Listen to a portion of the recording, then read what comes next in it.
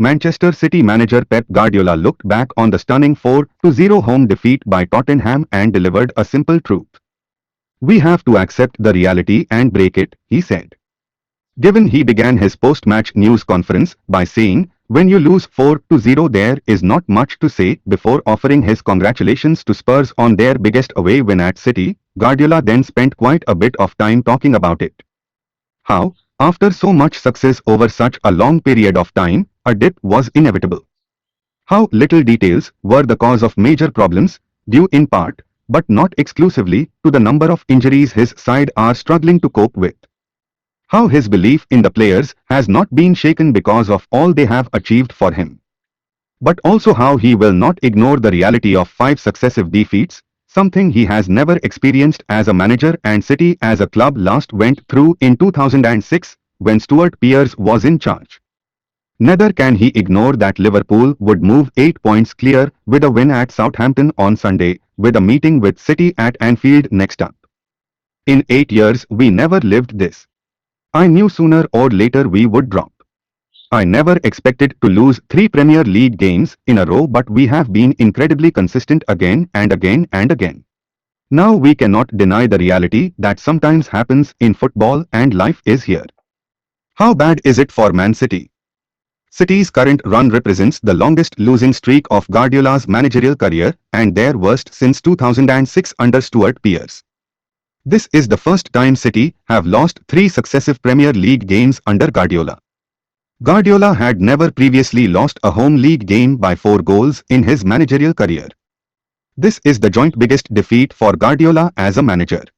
He also lost 4-0 to Everton in 2017 and Barcelona in the Champions League in 2016 and with Bayern Munich against Real Madrid in 2014. Saturday's reverse is City's heaviest defeat at Etihad Stadium. City are the first reigning top-flight champions to lose 5 games in a row in all competitions since Chelsea in March 1956. This was City's worst home league defeat since a 5-1 loss to Arsenal in 2003. It was also the earliest City have been 2-0 down in a Premier League home game since December 2010, 19th minute v Everton. Guardiola has now lost to Tottenham more often than any other opponent, 9. This was just the 3rd time a team has won away against the reigning Premier League champions by 4 or more goals.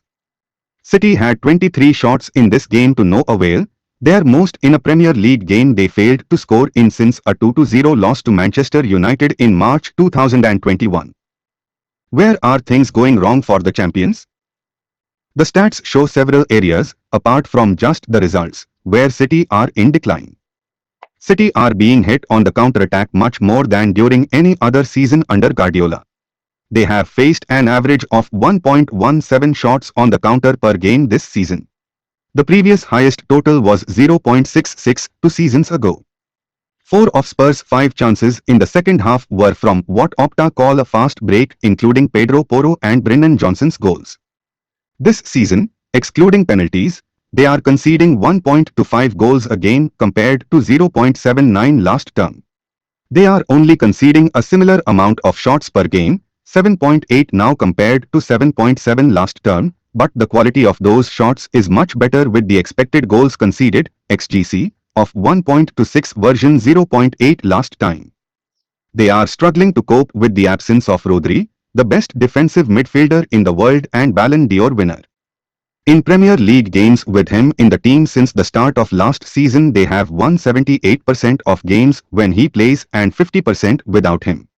On defeats it's even starker, 0% with him and 43% without him. An aging squad is not helping. Some 52% of their league minutes have been played by players aged 29 or over, the highest figure of any team in this season's Premier League. Their form has visibly dropped during the season too, with their shots on target dropping from an average of 7.3 in their first 14 games in all competitions compared to 4.8 in their 5 defeats, and opposition shots on target rising from 2.4 to 6. Their goals for and against have almost reversed in that time, from 2.3 to 0.8 to 0.8 to 2.8. We are a bit fragile right now. Despite a bright start, City were ultimately deservedly beaten by a Tottenham side who outplayed their hosts. We are a bit fragile right now, that is obvious, said Guardiola. We struggled to score goals, and after when they arrived they scored.